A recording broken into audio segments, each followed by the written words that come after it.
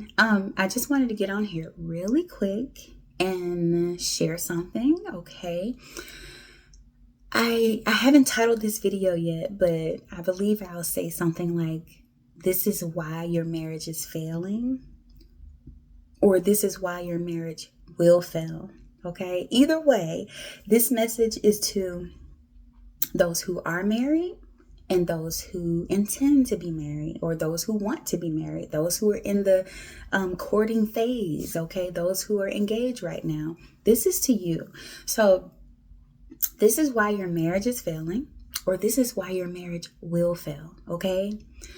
One piece of advice, the best advice I ever received on my wedding day, besides communication, okay? We'll talk about that at a later date. But someone said to me, a woman, she said, never get off the honeymoon. She said, never get off the honeymoon. And she said, stay in the honeymoon phase. Stay in the honeymoon phase. Never get off the honeymoon. Okay. So, and I thought about it. I was like, it's interesting. She said that, but she didn't explain really, which I got it, but I didn't get it. And so I had to really think to myself, like, what does that really mean? And so as I dug deep, okay, in my thought process, I said, okay, honeymoon. What happens on the honeymoon, right? First of all, you just got married, and generally people go on their honeymoon right after the wedding, right? Usually that day or the next day. So what happens on the honeymoon? You're at an all-time high in love, like talking, flirting, loving on each other. You're at an all-time high, right? You are looking forward to spending the rest of your life with this person, right? You're looking forward to the honeymoon itself, because this is a vacation. This is the time for you guys to just spend time together, love on each other, and all of this and that. And then when you get back home, that all-time high starts to decline, right? And the crazy thing about it, it's like, even when you're on the honeymoon, a lot of the times you're already thinking about, well, after this is over, we go back to life. We go back to lifing. We go back to work. We go back to our normal. You know what I'm saying? That right there needs to stop already. That needs to stop. We need to stop. We need to be in the moment, period. Okay? Stop thinking about the work week ahead, even when you're on vacation. But anyway, so you get off the honeymoon, like literally and figuratively, right? Now it lasts for a little while, but as time goes on, again, you get back into this routine habit that you were in before when it comes to working and just lifing, right? And you don't talk as much as you used to. You don't flirt as much as you used to. You don't love on each other as much as you used to. You don't make time for each other as much as you used to, right? You have gotten off the honeymoon phase. You've gotten off of it. My husband sent me something yesterday. We were talking, and there was this guy who said, I love my wife, but I don't like her. And I thought about that. I said, man, and he's thinking about talking about this more in depth, but I wanted to just kind of mention something about that, because I thought to myself, why would you want to be married to somebody that you love, but you don't like? That sounds like an oxymoron anyway. And I get it in a sense where it's like, you can have those days where it's like, you're irritating me right now. I'm a little annoyed with you. Again, it's okay to have those moments because we're human, but you're not supposed to stay there forever. You're not supposed to stay there forever. This is why never getting off the honeymoon phase is so important, because in that honeymoon phase, you like and love that person. You are still you're still walking in a field of lilies, just butterfly in the sky everywhere. You know what I'm saying? Holding hands, skipping, whatever, right? Never get off the honeymoon. Never get off the honeymoon. Okay. When you come back home from your physical honeymoon, guys, Make time for each other. One thing that my husband and I do, we love talking. We were those type of people anyway, so it meshed well together. But we make time to talk to each other. We make time to spend time together. You have to make time, okay? If you can make time for everything else, you can make time for your spouse. All right? Talk to each other. You have to talk. You did that on the honeymoon. I mean, you were doing other stuff too, but you did that on the honeymoon. You liked spending time with this person. What changes, right? You get off the honeymoon phase. You get off the honeymoon, all right? One thing that I would also say is to always remember, you have to go back. When you've reached this plateau of like, we've grown so far apart, we don't communicate.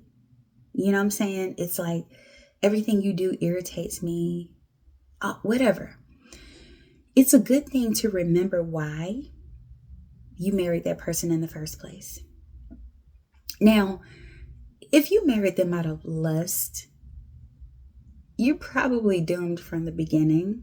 Just being honest, because you didn't marry them for the right reason anyway. You married them for their body and for the sex and stuff like that.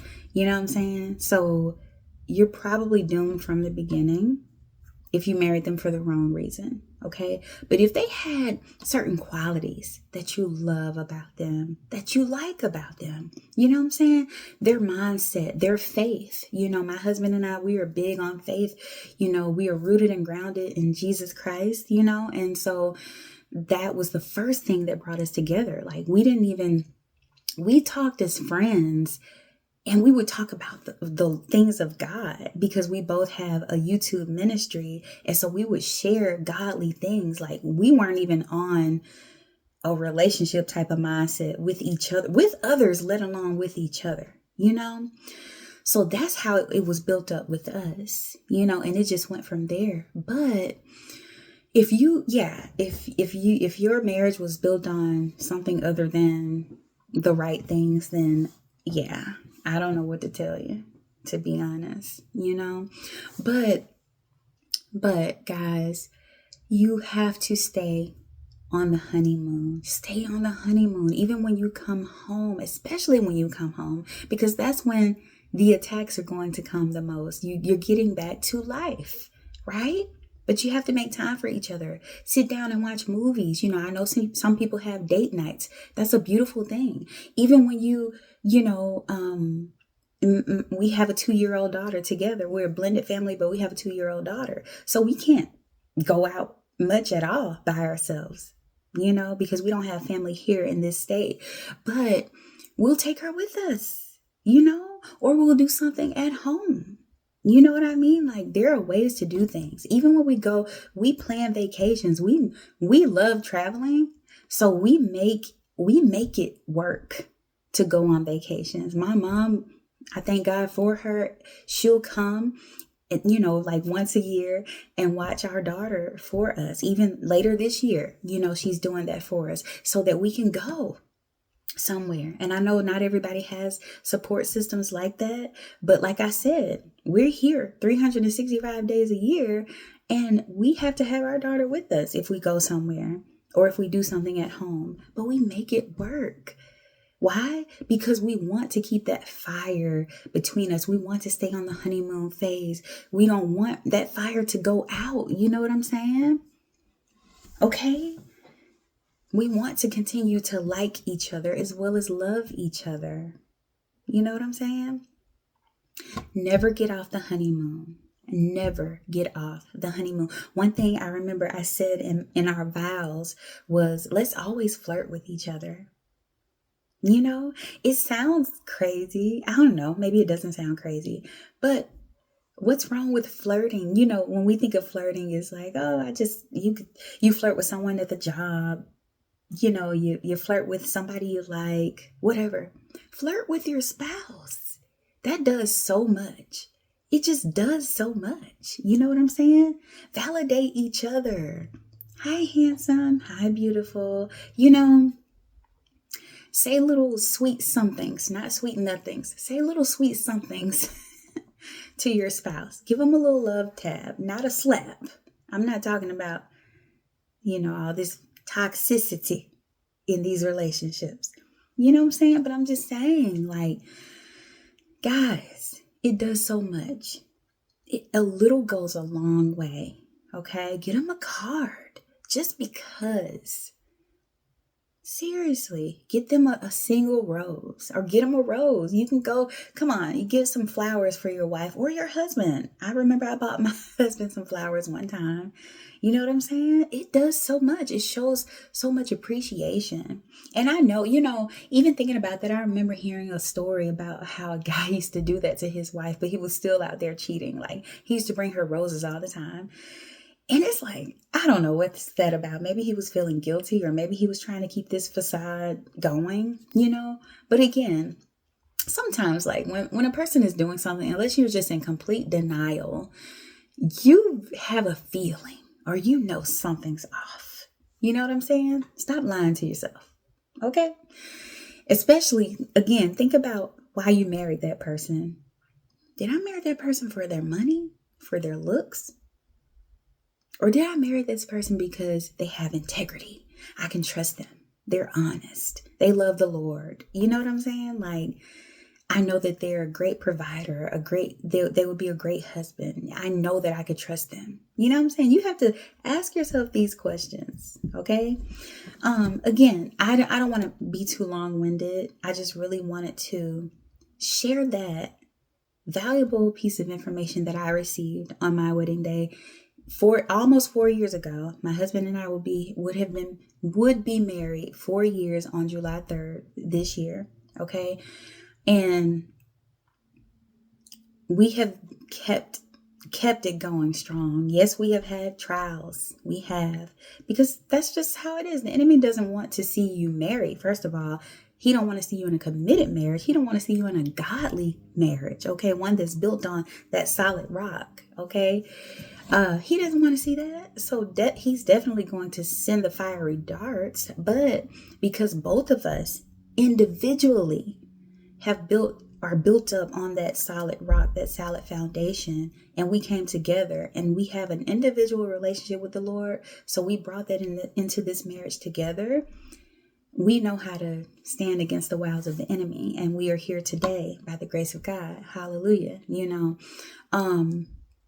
But, it'll be 4 years, but I've never forgotten that information. I've never forgotten what she told me. Stay on the honeymoon phase. And we'll say it to this day. I'll remind him, hey, never get off the honeymoon. Never get off the honeymoon. You know what I mean? Like, that's when you start growing apart. Again, think about what you do on a honeymoon. Think about how it is on a honeymoon, right? Think about how it is and incorporate that into your everyday life in your marriage. Incorporate that. Never get off the honeymoon. Okay? In Jesus' name, you guys be blessed. Bye.